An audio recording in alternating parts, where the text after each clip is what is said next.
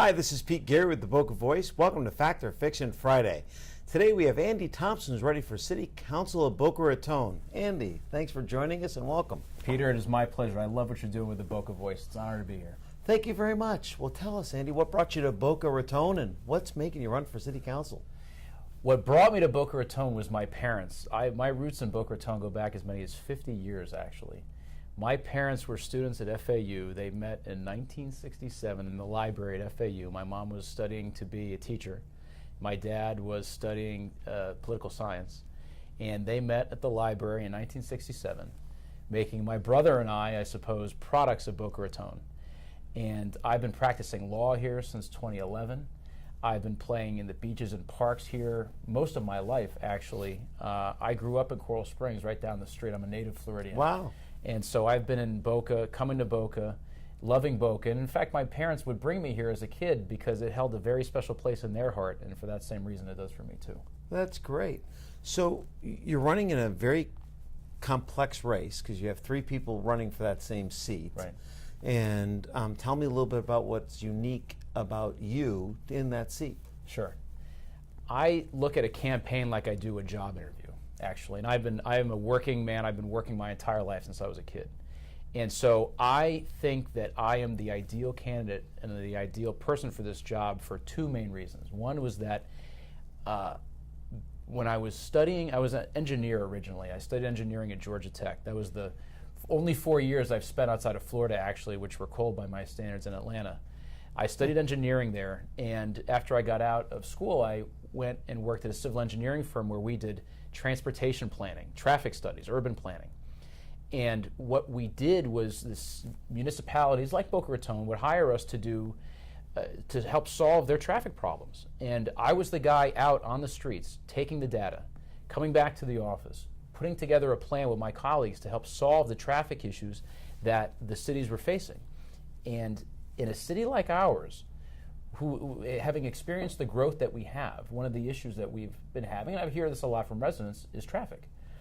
And I think who better to help solve our traffic issues than somebody who was doing that as his day job for a good period of time, and that would be me.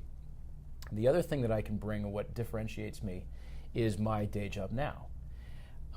I went to the University of Miami Law School. I met my wife there back in 2005. We've been married now since 2009.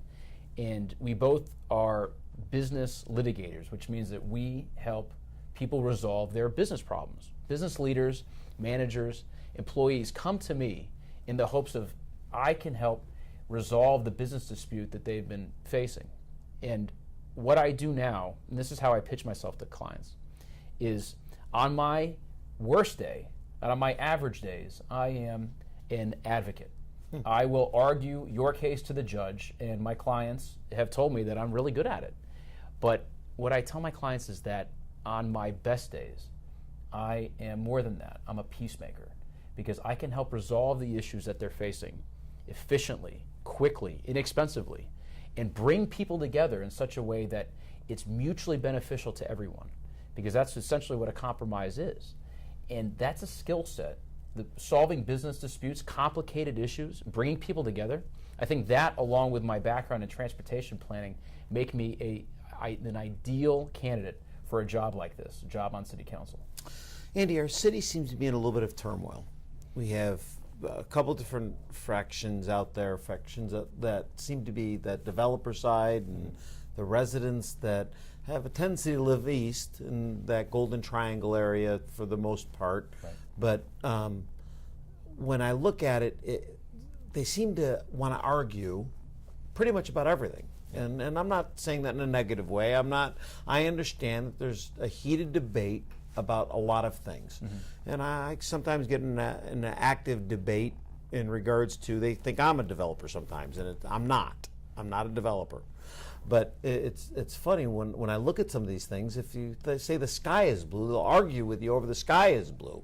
I mean, it's like they forget about some of the buildings that that were torn down to put up better buildings. Now, I'm the first one who'll tell you, some of the buildings that went up, maybe some better planning really needed to go in before they actually went up. But just like anything else, there's buildings that could have used some better planning, and there's other buildings that were definitely beautiful. There's an argument on both sides, okay? Right.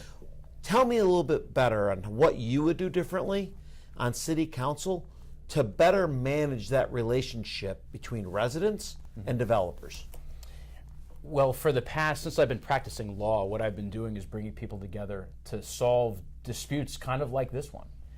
And that's part of my goal in being a peacemaker, is having a transparent process by which residents can have their views heard and incorporated, and so that we can grow in a responsible and sustainable way.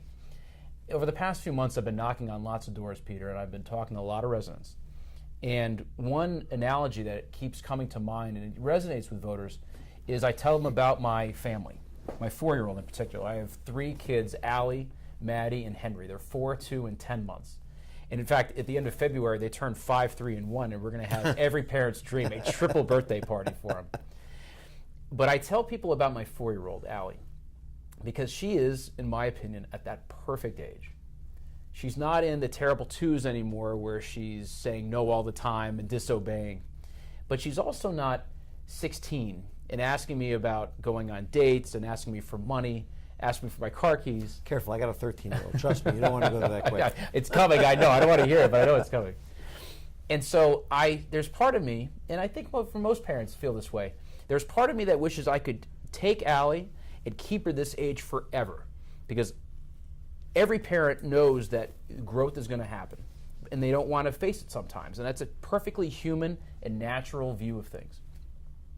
But most people realize that they can't actually tell their 4-year-old, and I can't tell Allie, to go to her room and not grow up and not develop. Because if I tried, there would be pretty dire consequences, I think, Sure. for Allie. The same is true for our city.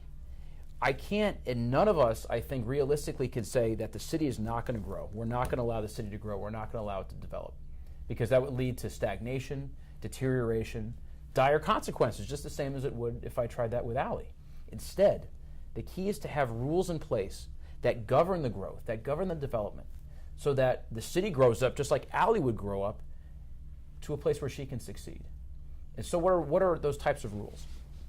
I think I'm a big proponent of concurrency, making sure that our city has the infrastructure in place when development happens so that we can withstand any additional growth that comes. For example, we have the roads in place and the transportation solutions in place so that it can handle any additional traffic. We have the school system has the resources it needs so that it can handle any additional kids. So concurrency is one of those rules that I would impose to make sure that we are in a place where we can succeed as we grow. Because my view is, frankly, just like with kids and with life of all types, you're either growing or you're dying, and there's really no third direction. The key is to do it responsibly and sustainably, and that's what I'm going to do on the City Council. Why is it, do you think, that developers are so vilified in our community? I'm not sure, frankly, and part of it, I'm of the mindset that people in public office, public servants, part of our job is to educate people, because let's face it, people have a lot of things pulling at their time. They have their job, they have their hobbies, they have their kids, their family, any number of things, and there's frankly not a lot of time that people spend thinking about politics, public affairs. And I think if people took the time to learn, for example, on the issue of development, if people took the time to realize that a lot of what happens in development, especially in the downtown, was part of a plan that was put into place like 25 years ago, because the city was unhappy, and its residents were unhappy with the level of deterioration, stagnation that had happened in the downtown. One example is the Boca Mall, which had been, for a long time, been an eyesore for downtown Boca.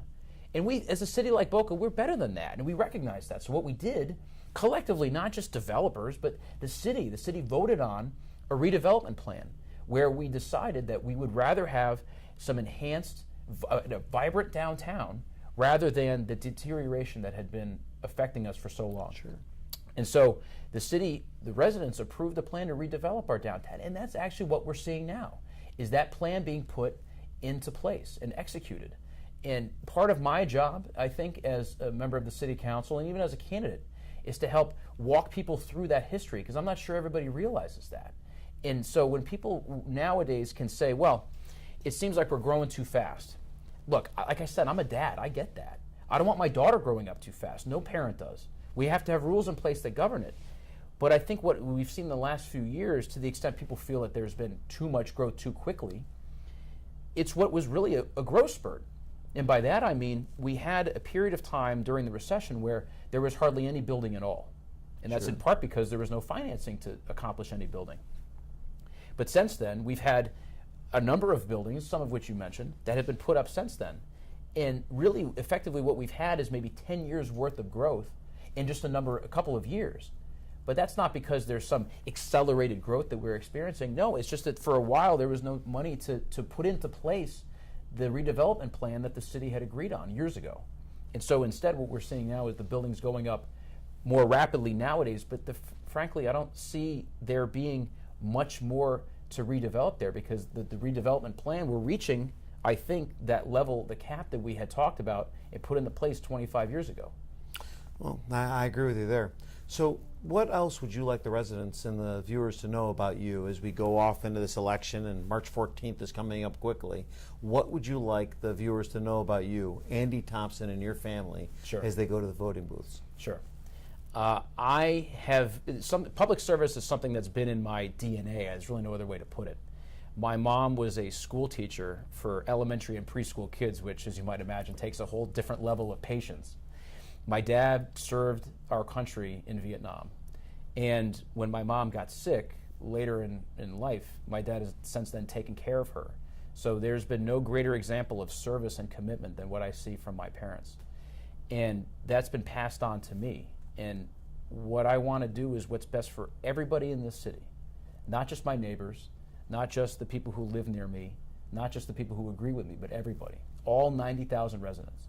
I think Boca, as beautiful as we have it, as nice as we have it, we deserve to be speaking with one voice, with one city, and that's what I hope to accomplish in the City Council. Well, thank you very much, Andy. I appreciate it, and good luck to you in the upcoming election. Thank you, We Peter. appreciate taking your time. It was my pleasure. Thank you for joining us at the Boca Voice. We look forward to seeing you next week.